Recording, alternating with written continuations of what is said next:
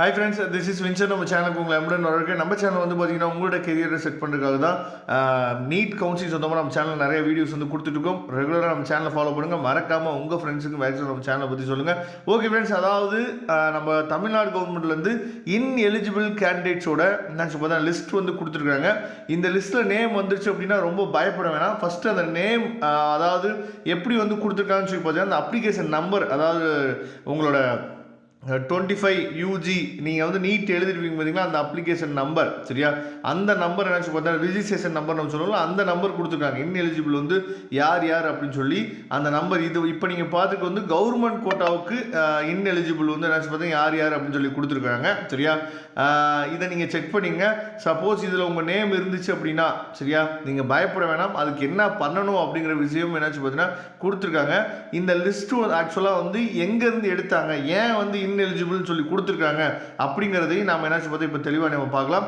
அதனால் ஒன்றும் பிரச்சனை இல்லை. இது எப்படி ஈஸியாக நீங்கள் ஃபைன் பண்ணுறது அப்படின்னா, உங்களோட நீட் ஸ்கோர் கார்டில் இந்த நம்பர் உங்களுக்கு இருக்கும், சரியா? இந்த நம்பர் நீங்கள் மறந்துக்க மாட்டீங்க, உங்களுக்கு நல்லாவே தெரியும். மேலே சர்ச் பாரில் போயிட்டு, சரியா, நீங்கள் சும்மா உங்களோட நம்பரை நீங்கள் டைப் பண்ணிங்க அப்படின்னா உங்கள் நம்பர் இருக்கா இல்லையா அப்படின்னு சொல்லி ஈஸியாக நீங்கள் ஃபைண்ட் அவுட் பண்ணிட முடியும், சரியா? இப்போ இந்த பிடிஎஃப்ல டவுன்லோட் பண்ணிவிட்டு மேலே இந்த சர்ச் பார் இருக்குது பார்த்தீங்களா, இந்த சர்ச் பாரில் போயிட்டு நீங்கள் உங்களோட நம்பர், அதாவது 25 UG அப்படின்னு சொல்லி போட்டுட்டு நீங்கள் டைப் பண்ணிங்க அப்படின்னாவே உங்கள் நம்பர் இந்த மாதிரி ஷோ ஆகும், சரியா?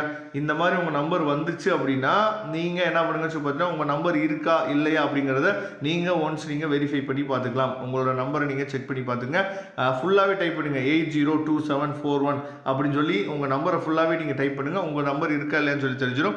ஓகே, யார் இன்எலிஜிபிள் அப்படின்னு சொல்லி சொல்கிறாங்க அப்படிங்கிறத நம்ம தெளிவாக பார்க்கலாம். யார் இன்எலிஜிபிள் அப்படிங்கிறத இங்கே கொடுத்துருக்காங்க. அதாவது the following candidates are found to be not eligible under the government quota. The reasons for their ineligibility can be viewed once they log in into the portal. அதாவது நீங்கள் உங்களுக்கு என்ன ப்ராப்ளம் இருக்குது, ஏன் நீங்கள் இன்எலிஜிபிளில் வந்தீங்க அப்படின்னு சொல்லி ஃபைன் பண்ணுறதுக்கு உங்கள் லாகின் போர்ட்டலுக்குள்ளே என்ன பார்த்தீங்கன்னா போக சொல்லியிருக்காங்க, சரியா? லாகின் பண்ணி நீங்கள் உள்ளே போங்க. இஃப் தே டோன்ட், அதாவது produce the required documents before the stipulated time their candidature will not be eligible to the under government quota. அதாவது அவங்க சொன்ன டேட்டுக்குள்ளே நீங்கள் ரிக்வயர்ட் டாக்குமெண்ட்டை நீங்கள் வந்து என்னாச்சு பார்த்தா சப்மிட் பண்ணலை அப்படின்னா அவங்க இன்எலிஜிபிள்குள்ளே வந்துடுவாங்க அப்படின்னு சொல்லி கொடுத்துருக்காங்க.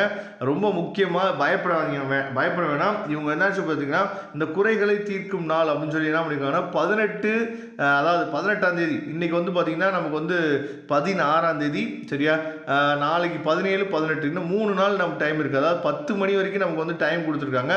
அதுக்குள்ள அவங்க கேட்கக்கூடிய, சரியா, டாக்குமெண்ட்ஸை நீங்கள் சப்மிட் பண்ணிட்டீங்க அப்படின்னா ஒன்றும் பிரச்சனை இல்லை அப்படின்னு சொல்லி கொடுத்துருக்காங்க.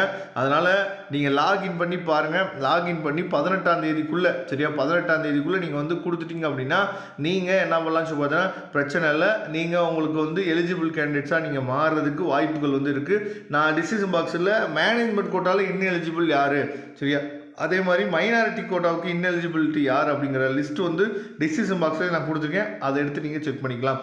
Okay friends, thank you. நம்ம நெக்ஸ்ட் வீடியோ பார்க்கலாம். அதுவரை உங்களிருந்து விடைபெறுவது உங்கள் நண்பன் வின்சென்ட். தேங்க்யூ.